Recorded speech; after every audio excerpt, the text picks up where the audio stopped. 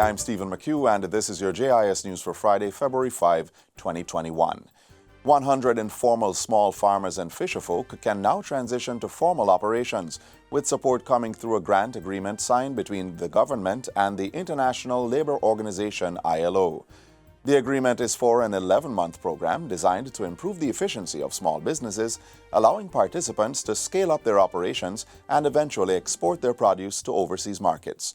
During the signing on Thursday, Industry, Investment and Commerce Minister Audley Shaw lauded the project. He said it would assist farmers to mitigate and recover from adverse market conditions, especially the COVID-19 pandemic. The COVID-19 pandemic has dealt a severe blow to our economy, and this project is indeed a timely intervention in ensuring that our post-COVID-19 recovery is strong.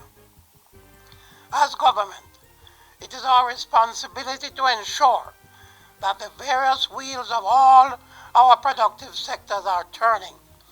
Minister Shaw says participants in the project will be provided industry-specific training and assistance on how to manage and operate a business. A $5.1 million resource center is now open in Stony Hill, St. Andrew to serve residents of the community and surrounding areas. The Rocky Valley Resource Center was financed by the Tourism Product Development Company, TPDCO, and officially opened yesterday.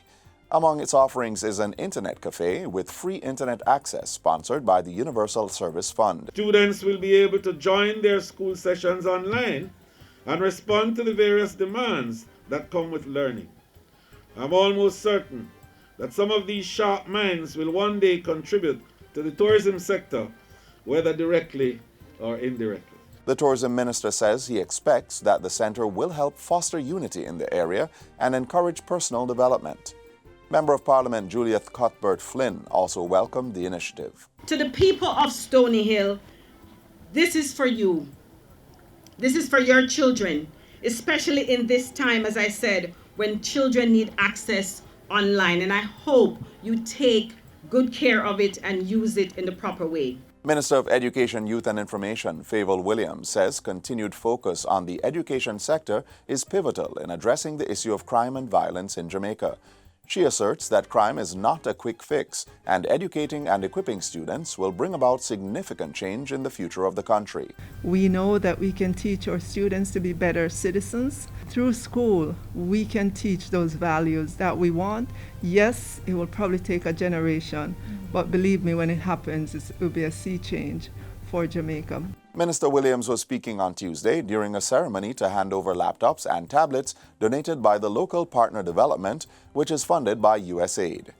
The Education Ministry received 300 tablets and 10 laptops to assist 30 grades 4, 5, and 6 students from 10 primary schools across the island.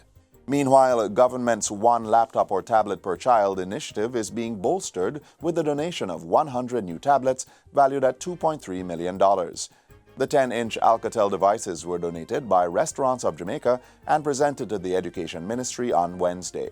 Education Minister Favour Williams says it's through continued public-private partnerships such as this that the goal to reach 100,000 needy students will be met. We encourage those who desire to help to work through the National Education Trust, NET, to send us your plans and to itemize where you intend to make donations. We will liaise to ensure that there's no doubling up. We're keen on enabling as many needy students as we can reach to get their personal device for schoolwork.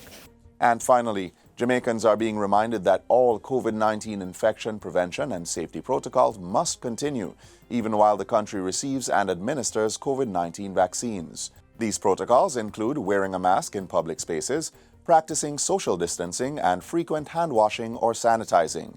Let me state clearly that COVID-19 is still a clear and present danger to our population, and until we are able to get this herd immunity from our vaccines, we have to continue to be cautious and observe those protocols. It is recognized that individuals are still able to spread the virus for a short period after getting the vaccine before they develop immunity. During Tuesday's sitting of Parliament, Dr. Tufton says his ministry was taking all necessary steps to ensure safe and effective vaccines are deployed through continuous and strict monitoring of the COVID-19 vaccines being developed. Our commitment remains to safeguard the health and well-being of every Jamaican, even as we continue to implore Jamaicans from all walks of life to play their part in reducing the spread of this disease. And that's it for JIS News Today. I'm Stephen McHugh. Thanks for watching.